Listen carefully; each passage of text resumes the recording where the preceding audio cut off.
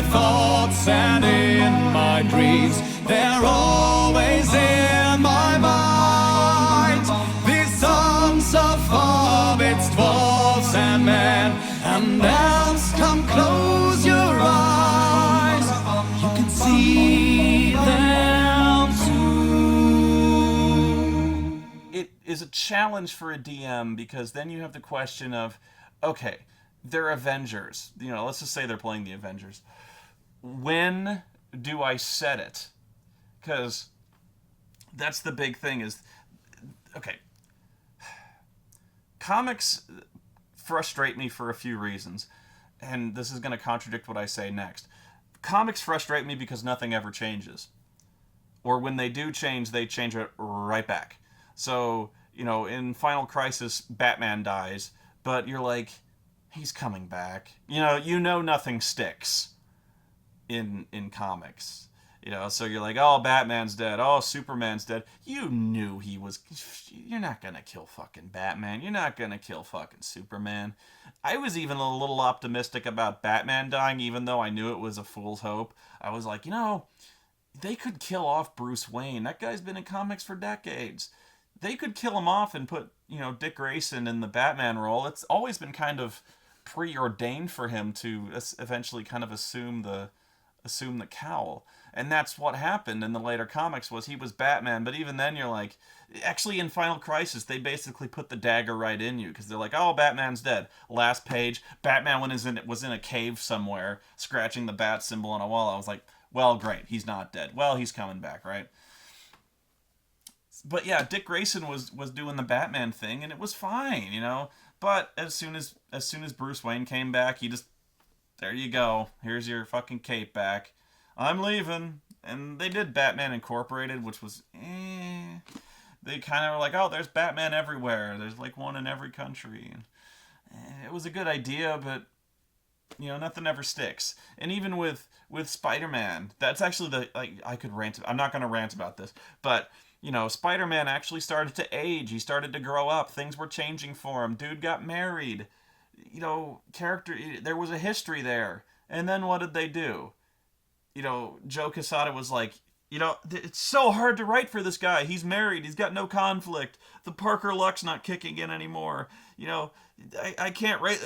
Nobody can relate to this guy because he's married and happy. And I gotta fuck it up somehow. And so he does One More Day, which is a retcon of like everything that's happened in years.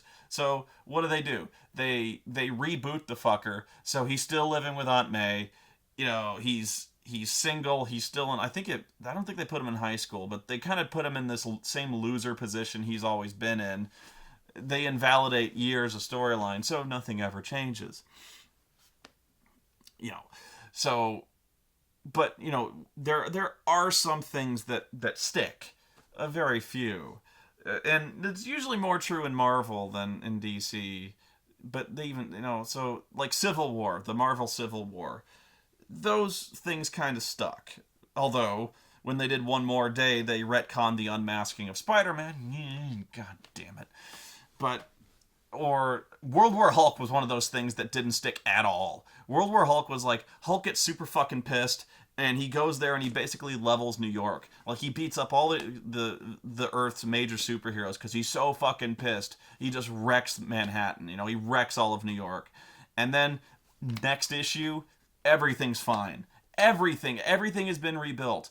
It's, like, it hasn't even been a week. And, like, I was so disappointed. They were starting to do, like, the other Hulk showing up, like Red Hulk, Red She-Hulk, and things like that. And they go to New York. Everything's fine in New York. Fucking Hulk destroyed New York. And in fact, they did this thing where, like, he built a fucking Coliseum in the ruins of New York. And he's like, you will fight for my amusement. Next week, it's fine. This sort of shit would have taken decades to rebuild, if even they could do that. The recovery effort would have taken decades. So I was like, fucking hell, man. Show something traumatic when it comes to these, like, show some kind of aging process in these comics. God damn it, nothing changes. But a few things do. Norman Osborn takes over S.H.I.E.L.D. There's eras, even in the X-Men, I think it's called Days of Future Past. You can do some things where there's kind of like parallel worlds. You could do things during major events, before or after the crisis, or there's some time periods you could do stuff. What era of the X-Men are we going to do? What era of the Avengers are going to do? Because dude's shifted in and out of the Avengers. Dude's kind of shifted in and out of the Fantastic Four. There's time periods you could do. So first thing you do is like, well, when do I set it? And that's a challenge. But then there's this guy. And there's always this guy. And I was going to say Linkara would be this guy who knows everything about comics, but Linkara wouldn't do that. I don't think Linkara would, because I've roleplayed with the guy. I don't think he'd be that guy. But there's always this guy who reads every fucking comic in the world. So the DM is outlining this adventure, and he's like, well, Nick Fury tells you so-and-so is doing this, and you have to go here. You have to go to Latveria and stop Doctor Doom from building this shit and killing Black Panther. And this guy is like, actually, at this time, Doctor Doom is not in Latveria, or something. Doctor Doom is over here and he's doing this thing, or Black Panther is in some kind of cryo-free stasis and he couldn't possibly be here. And DM's like, oh, God damn it. It's kind of the rules lawyer. I call it the continuity lawyer, and it's a common trap for DMs to get pulled into that, because then if you let that guy win one argument, then he wins every argument, because then he's going to argue every single point, and you never get anywhere. There's a way around it, but it's a pretty good way around it, where I found this really good way. Okay, different example, not a Supers game, but Babylon 5. I really wanted to run a Babylon 5 RPG, and a few of them exist, but I really don't like them. There's the Babylon Project, which I hated. There was a D20 Babylon 5 system, and if ever there was a system that should not be used to run Babylon 5, it's D20. Jesus Christ. They basically had to rewrite the D20 system to make it at all relatable, and they fail. The fluff material was good, but the system was useless. So then you've got... I ran mine under GURPS, Generic Universal Role-Playing System. GURPS worked fine, because really, there was a certain amount of technology, and you could write up rules for that. There's armors. There's basically two kinds of guns. There's PPGs and PPG rifles. You can live with that. You define the races here and there. Maybe you give them some strength over another. Although the one thing I did like in the D20 Babylon 5 was they didn't stat Vorlons. They didn't give you the stats for a Vorlon, because there's a universal law, and there's probably a name for it, but this is probably one of the primary RPG laws. That's if you stat it, they will kill it. So that was actually one of the worst things they ever did. It might have been the Fiend Folio for D&D, but they would give stats for every single god. This is more true in the really, really old versions of D&D, the very early ones. So even original D&D and the first edition AD&D, they would give stats for gods. So there was invariably this adventure where they'd go kick Thor's ass. They'd go up there, or even the most ludicrous thing, Zeus. The motherfucker threw my ass off Olympus. In older D&Ds, we'd go back and beat that dude's ass. It'd be completely ludicrous. But at some point, some motherfucker would get a +5 Vorpal sword and be like, I could take that guy. And invariably they would. It was so weird, So there'd always be this case where, and it wouldn't always be Zeus, but there were times they'd go kill Zeus. But, sorry, my nose itches.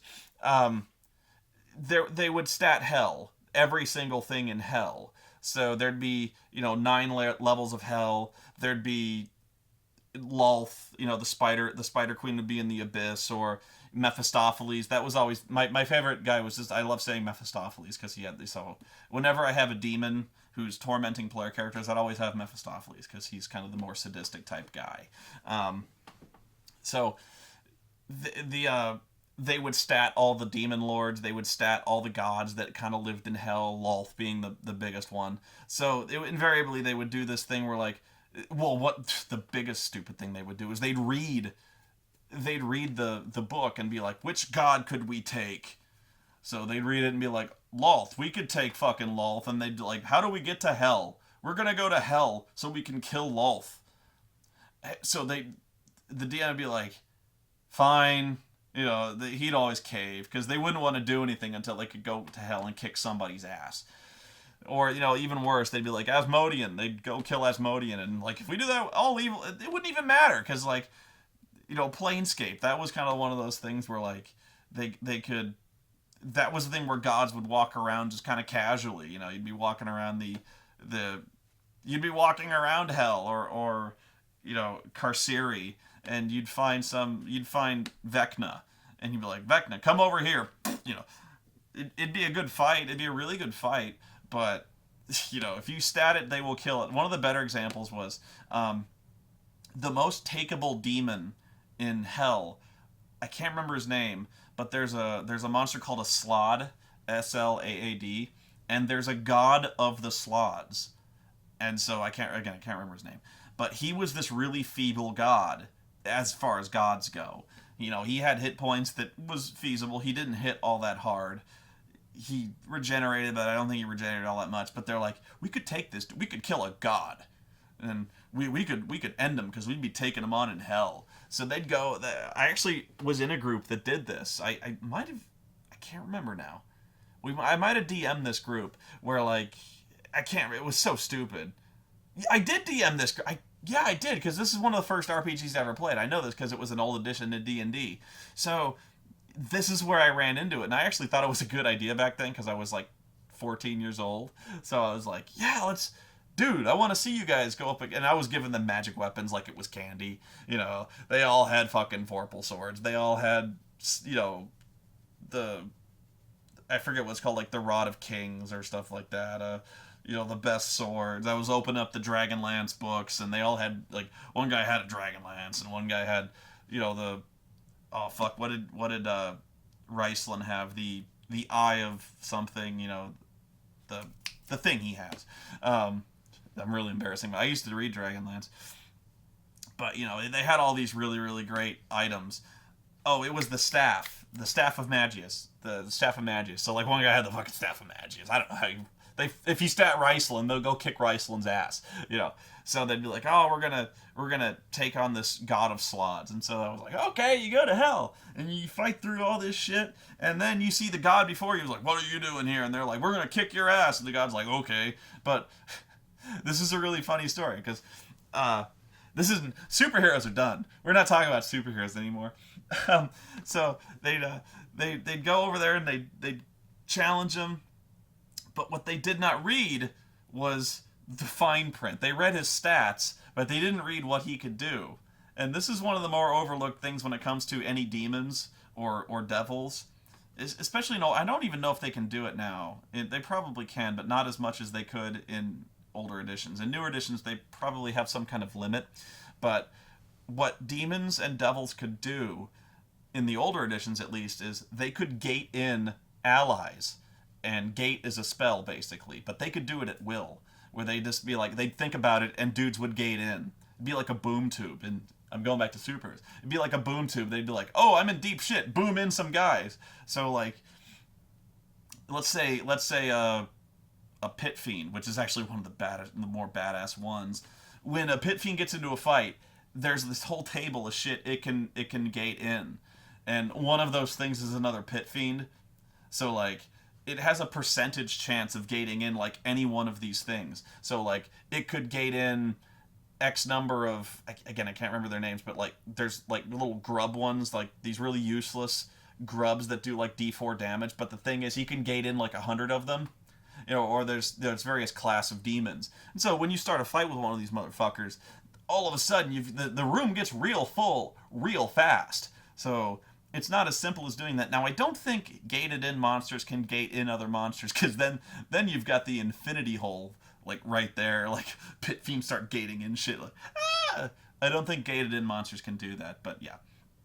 What they did not read was that this Slaad dude was not that strong, but this dude could gate in a fucking insane number of Slaads. And so, there are really weak Slaads, and then they kind of tier upwards, right? So there's like I can't. There's like really let's call the really weak ones green ones, and so they have like 2 hit dice, and then there's like the red ones, like you know how in Fallout there's the normal geckos, and then there's the golden geckos who are fucking bastards. Yeah, so like let's say there's silver slots, there's golden slots, and then there's the fucking bastard slots, and so this dude would be like, I gate in 200 bastard slots, and then the fight is like, oh shit. So that's how like I said, that the Slod guy was not all that badass, but when he gets challenged, there's a mob scene going on. So all of a sudden, these guys are like, we can take. Oh fuck! Then they get. That's like a mosh pit of fucking Slods. They got torn apart. One of my first TPKs. Now that I think about it, yeah. I wish. I wonder if I have it. Now I'm curious. Fucking Jesse and James are in the way. You know, it fucking take too long, but. Yeah, there's they'll try, they'll try. So back to Babylon 5. One of the few things I liked about the D20 Babylon 5, and yes, I bought it, even though I was in the store and I see this fucking book and I'm like, D20 Babylon 5, are you fucking kidding me? I got a problem. I got a real problem. So I buy this fucking book and I read it. And so they didn't stat Vorlons. I was so happy. Because I was like, the first thing these fuckers would do when they get to Babylon 5 is to be like, let's kill Kosh. Yeah. You know they'd try. You fucking know they would. They'd be like, we gotta figure out something we can fucking kill Kosh with. What if we got a nuclear... No, that wouldn't do it. What if we got like 2 nuclear bombs? Or like, we'll trick Kosh onto a planet... and then we fucking bombard the planet with mass drivers. He could not fucking possibly survive that. So they'll try. But, in the book, they're like, they stat everything else. They stat even the badass shit. They'll stat any kind of ship. Every single thing they'll stat. But when it comes to Vorlons, they have an entry called Vorlons. And they'll be like, we're not statting this. If you fight a Vorlon, you lose. It's just like, no, it's like, no, seriously, you fucking lose. No, not even if you try that. Or that. Not even that. You lose. Vorlons will win. If you don't know, Vorlons are basically like creatures who have evolved beyond physical forms so that all other life forms are as amoeba. So, like, seriously, these things are basically as Cthulhu is to other humans. And then as soon as I say that, they stat Cthulhu. Where is it? Where's my fucking Cthulhu books? Oh, they used to be here. Where are they? Oh, here they are. Here they are. I can do this. I'm going to show you this. Oh. Wow. This episode is all of a sudden awesome. It started out shit, but you guys are watching. Oh, here we go. Look at this. Look at this. They did a D20 Cthulhu. Look at this shit. I knew this was a bad idea. They announced this. Like, they were as soon as they did the D20 system, they're like, as soon as they did 3rd edition, they were like, oh yeah, we're gonna do D&D, and then we're gonna do Call of Cthulhu. And every single person in the world was like, what? Fuck! Oh God! And I was one of them. So like, I'm like, oh fuck, they're gonna fuck this up. Call of Cthulhu was fucking awesome. The system isn't even that good, but fucking Call of Cthulhu is awesome. And I'm like, what the fuck are they thinking with you can't do that. Like, fucking Call of Cthulhu is not even a combat. D20 is primarily a combat game. Okay? There's no arguing that. Like, it was built specifically to make D&D like more visual in the sense that it's a tabletop miniatures game. To the point where actually they did a D&D miniatures game. Like, they just threw out all pretense and made it a miniatures game. But no, they're like, Call of Cthulhu, a game about, intellectual scholars. Like, virtually everyone was a scholar in fucking Call of Cthulhu. Combat, here's the thing about Call of Cthulhu. If you're in a combat, you're doing something wrong. And if you're in a combat, you're probably going to die. Even if you're fighting something minor. Like, seriously, look up zombies in Call of Cthulhu, you're gonna die. They're so bad. Or a vampire. And vampires are actually not what you think they are in Call of Cthulhu. They're way different. And there's actually 2 kinds of vampire. I think one is like a vapor. I don't know. But they stat them, and so people will invariably try to kill them. Or they'll try to roll up a character who would plausibly carry a rocket launcher. They'll be like, "Oh, I don't want to play. I don't want to play an archaeologist. I don't want to play an anthropologist. You know what I want to do? I want to play a soldier who's been, yeah, I want to play a soldier who was injured in the war and he got sent home. And so the DM is like, okay. And although he knows what's up, like if you played Call of Cthulhu, like if this is your first game, you may not see this coming. But if this is like not your first rodeo, you're like oh, I know where this is going. Fuck. And he's like, yeah. And on the way out, he kept all his shit. Like he kept his rifle, and then he has some grenades. Oh, and he was a bazooka guy, so he has his bazooka. He stole it. And he's like, these guys will do anything to justify it. They're like, I have a bazooka. It's in my truck. So the DM, either he's not paying attention or he doesn't want to argue. He lets the character sheet slide somehow. But yeah, like they will do anything to like try to take these monsters. So like invariably the guy's like, I fire my bazooka at it. It happens. If you've DM Call of Cthulhu, you know they try. And almost everyone who plays Call of Cthulhu has a story about how they win. I don't. They never won because I never let it get that far. I was like, fuck you guys, you're not winning this. You're not even coming close. So, they did this shit. What did they do it? I even got the version that's signed by the authors just because I couldn't fucking believe it. Who wrote this piece of shit? Monty Cook and John Tynes. Monty Cook!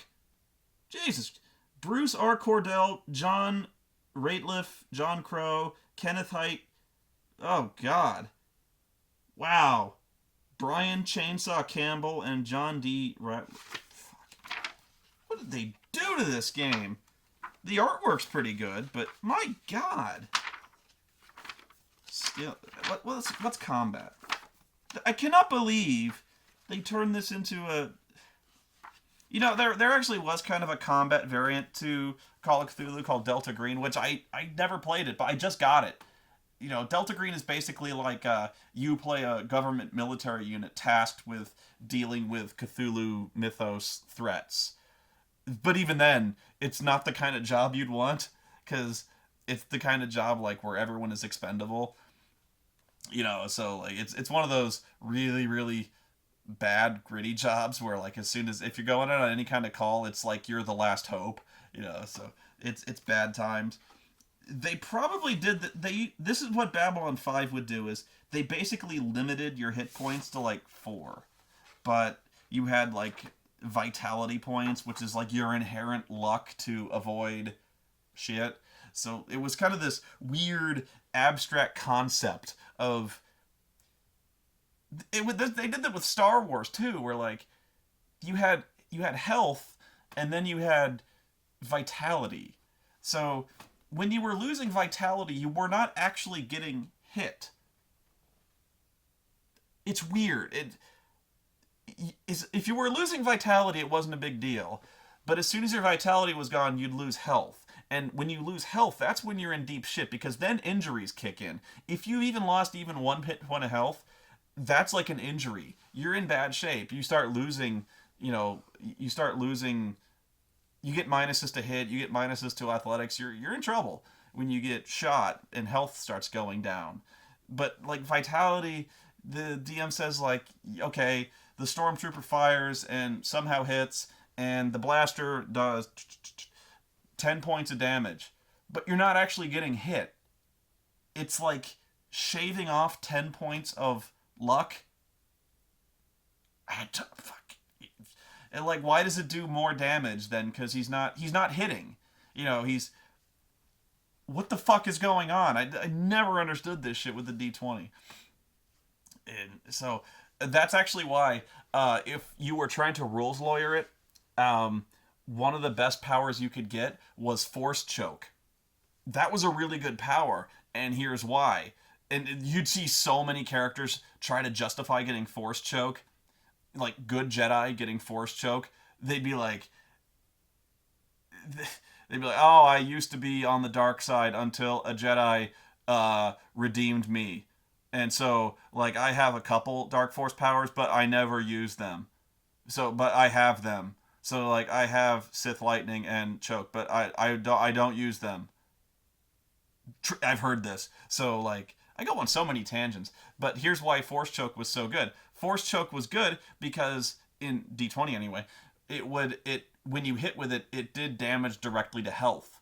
Because, like, you choked them and it was, like, crushed their trachea. So, like, that was why it was so good, was because if you crushed a dude's throat, not only did you have them, like, immobilized or something like that, it could go through armor and it went straight to health, which was badass. It's like, I don't even think Sith Lightning even did that. So that was one of those things that was just flat out fucking broken. I may have even explained this before, where like if you put Darth Vader in your game, they'll fucking try to kill him. They'll move heaven and earth to try to do. Never put fucking Darth Vader in your game. I can't even remember if I mentioned that, but anyway, going back to Call of Cthulhu, yeah. So, oh Jesus.